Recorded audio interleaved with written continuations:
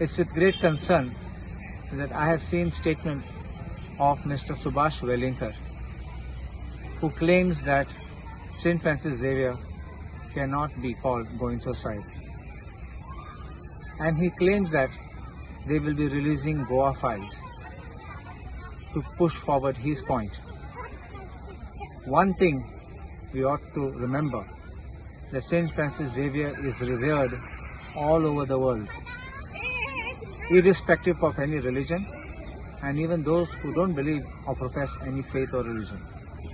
St. Francis Xavier is the saint of Goa, protector of Goa, and well-renowned, respected saint all over the world.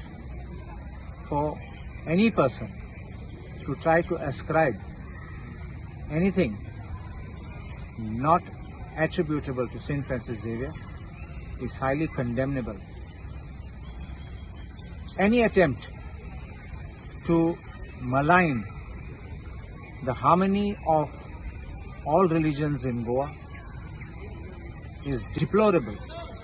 And I say that those who try to attack St. Francis Xavier will suffer